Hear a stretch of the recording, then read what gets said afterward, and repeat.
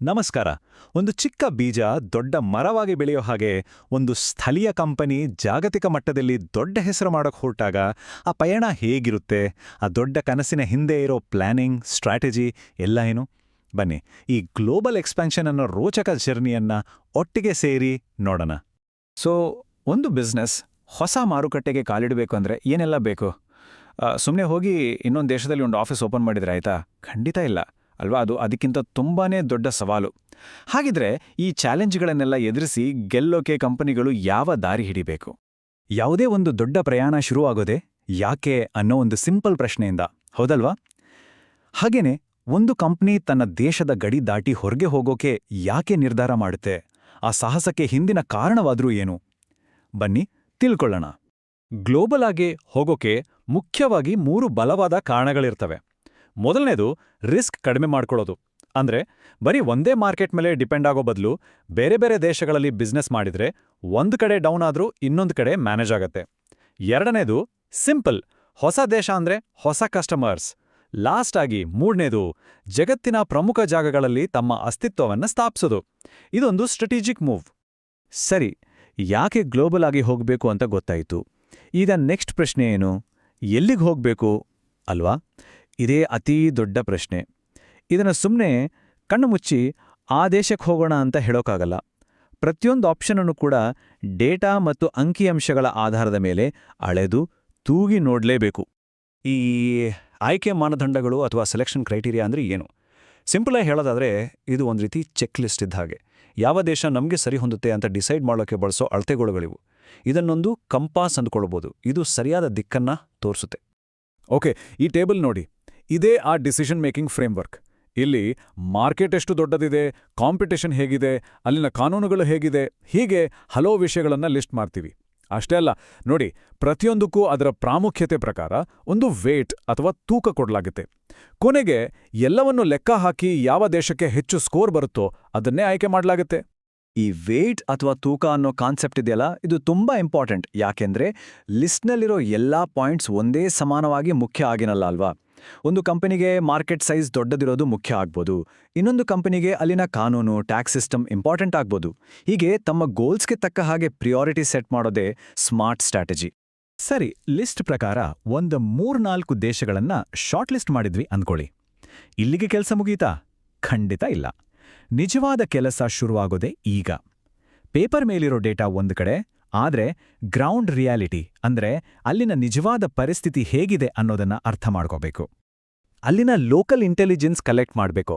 ಅಂದ್ರೆ ಅಲ್ಲಿನ ಕಸ್ಟಮರ್ಸ್ ಯಾರು, ಅವರ ಲೈಕ್ಸ್ ಡಿಸ್ಲೈಕ್ಸ್ ಏನು, ಅವರು ಆನ್ಲೈನಲ್ಲಿ ಜಾಸ್ತಿ ಶಾಪಿಂಗ್ ಮಾಡ್ತಾರಾ ಅಥವಾ ಆಫ್ಲೈನ್ ಸ್ಟೋರ್ಗಳಿಗೆ ಹೋಗ್ತಾರಾ, ಅಲ್ಲಿನ ಮಾರಾಟದ ಚಾನೆಲ್ಗಳು ಯಾವುವು, ಎಲ್ಲಕ್ಕಿಂತ ಮುಖ್ಯವಾಗಿ ಅಲ್ಲಿನ ಕಲ್ಚರ್ಗೆ ನಮ್ಮ ಬಿಸ್ನೆಸ್ ಹೇಗೆ ಹೊಂದಿಕೊಳ್ಳಬಹುದು. ಈ ಎಲ್ಲ ಪ್ರಶ್ನೆಗಳಿಗೆ ಉತ್ತರ ಸಿಕ್ಕಿದ್ರೆ ಮಾತ್ರ ಗೆಲುವು ಸಾಧ್ಯ. ಇನ್ನೊಂದು ಬಹಳ ಮುಖ್ಯವಾದ ವಿಚಾರ ಅಂದ್ರೆ ಮಾರ್ಕೆಟ್ ಸ್ಟೆಬಿಲಿಟಿ. ಅಂದ್ರೆ ಆ ದೇಶದ ರಾಜಕೀಯ ಪರಿಸ್ಥಿತಿ ಸ್ಟೇಬಲ್ ಆಗಿದೆಯಾ, ಅಲ್ಲಿನ ಎಕಾನಮಿ, ಕರೆನ್ಸಿ, ಟ್ಯಾಕ್ಸ್ ಸಿಸ್ಟಮ್ ಎಲ್ಲ ಹೇಗಿದೆ. ಯಾಕಂದ್ರೆ ಈ ವಿಷಯಗಳು ಸರಿ ಇಲ್ಲ ಅಂದ್ರೆ ನಾವು ಎಷ್ಟೇ ಒಳ್ಳೆ ಪ್ಲಾನ್ ಮಾಡಿದ್ರೂ ಎಲ್ಲವೂ ಹಾಳಾಗೋ ಚಾನ್ಸ್ ಇರುತ್ತೆ. ಸೊ ಈ ಪೊಲಿಟಿಕಲ್ ಮತ್ತೆ ಎಕನಾಮಿಕ್ ಫ್ಯಾಕ್ಟರ್ಸ್ ಅನ್ನ ಚೆಕ್ ಮಾಡಲೇಬೇಕು. ನೋಡಿ, ನಮಗೆ ಗೊತ್ತಿಲ್ಲದ ಒಂದು ಹೊಸ ಊರಿಗೆ ಹೋದಾಗ ಏನ್ ಮಾಡ್ತೀವಿ? ದಾರಿ ಕೇಳೋಕೆ ಅಲ್ಲಿನ ಲೋಕಲ್ ಜನರ ಸಹಾಯ ತಗೊಳ್ತೀವಿ ಅಲ್ವಾ? ಬಿಸ್ನೆಸ್ ಕೂಡ ಹಂಗೇನೆ. ಒಬ್ರೇ ಹೋಗೋ ಬದಲು ಅಲ್ಲಿನ ಲೋಕಲ್ ಪಾರ್ಟ್ನರ್ಸ್ ಅಥವಾ ಡಿಸ್ಟ್ರಿಬ್ಯೂಟರ್ಸ್ ಜೊತೆ ಕೈ ಜೋಡಿಸಿದ್ರೆ ಆ ಹೊಸ ಮಾರ್ಕೆಟ್ನ ದಾರಿ ತುಂಬಾ ಸುಲಭ ಆಗತ್ತೆ. ಇಲ್ಲಿವರೆಗೂ ನಾವು ರಿಸರ್ಚ್ ಮತ್ತು ಅನಾಲಿಸಿಸ್ ಹಂತದಲ್ಲಿದ್ವಿ, ಅಂದ್ರೆ ಪ್ಲಾನಿಂಗ್ ಸ್ಟೇಜ್. ಈಗ ಆಕ್ಷನ್ ಟೈಮ್. ಓಕೆ, ಒಂದು ದೇಶವನ್ನ ಫೈನಲ್ ಮಾಡಿದ್ದೀವಿ. ಈಗ ಅಲ್ಲಿಗೆ ಹೇಗೆ ಎಂಟ್ರಿ ಕೊಡೋದು, ಅಲ್ಲಿ ಹೇಗೆ ನಮ್ಮ ಬಿಸ್ನೆಸ್ಸನ್ನ ಬೆಳೆಸೋದು, ಅದಕ್ಕೆ ಒಂದು ಕ್ಲಿಯರ್ ರೋಡ್ ಮ್ಯಾಪ್ ಬೇಕೇ ಬೇಕು. ಯಾವುದೇ ದೊಡ್ಡ ಸಾಧನೆ ಒಂದೇ ರಾತ್ರಿಯಲ್ಲಿ ಆಗಲ್ಲ. ಗ್ಲೋಬಲ್ ಎಕ್ಸ್ಪ್ಯಾನ್ಷನ್ ಕೂಡ ಅಷ್ಟೇ. ಇದನ್ನ ಫೇಸ್ ಬೈ ಫೇಸ್ ಅಪ್ರೋಚ್ ಅಂತಾರೆ. ಫೇಸ್ 1 ಮೊದಲು ಸಣ್ಣದಾಗಿ ಮಾರ್ಕೆಟ್ಗೆ ಎಂಟ್ರಿ ಕೊಡೋದು. ಫೇಸ್ 2 ನಿಧಾನವಾಗಿ ನಮ್ಮ ಆಪರೇಷನ್ಸನ್ನ ಸ್ಕೇಲ್ ಮಾಡೋದು. ಮತ್ತು ಫೇಸ್ 3 ಇಡೀ ಮಾರ್ಕೆಟನ್ನ ನಮ್ಮ ಹಿಡಿತಕ್ಕೆ ತಗೊಳ್ಳೋದು. ಈ ರೀತಿ ಪ್ರತಿ ಹಂತಕ್ಕೂ ಒಂದು ಸ್ಪಷ್ಟವಾದ ಟೈಮ್ಲೈನ್ ಇರಬೇಕು. ಯಾವುದೇ ಪ್ಲಾನ್ ಮಾಡಿದ್ರೂ ಅಡೆತಡೆಗಳು, ರಿಸ್ಕ್ಗಳು ಇದ್ದೇ ಇರುತ್ತೆ ಅಲ್ವಾ? ಆದರೆ ಒಂದು ಒಳ್ಳೆ ಪ್ಲಾನ್ ಅಂದ್ರೆ ಈ ರಿಸ್ಕ್ಗಳನ್ನ ಮೊದಲೇ ಊಹಿಸಿ ಅದನ್ನ ಎದುರಿಸೋಕೆ ಮಿಟಿಗೇಷನ್ ಸ್ಟ್ರಾಟಜಿ ಅಂದ್ರೆ ಪರಿಹಾರದ ದಾರಿಗಳನ್ನು ರೆಡಿ ಇಟ್ಕೊಳ್ಳೋದು. ಸಮಸ್ಯೆ ಬಂದ ಮೇಲೆ ಯೋಚನೆ ಮಾಡೋದಲ್ಲ, ಬರೋ ಮುಂಚೆನೇ ಅದಕ್ಕೆ ರೆಡಿ ಇರೋದು. ಸರಿ, ಪ್ಲಾನ್ ಎಲ್ಲ ರೆಡಿ ಆಯ್ತು. ಆದ್ರೆ ನಾವು ತಲುಪಬೇಕಾದ ಗುರಿ ಯಾವುದು? ಯಶಸ್ಸು ಅಥವಾ ಸಕ್ಸೆಸ್ ಅಂದ್ರೆ ಏನು ಅಂತ ನಮಗೆ ಕ್ಲಿಯರಾಗಿ ಗೊತ್ತಿರಬೇಕು.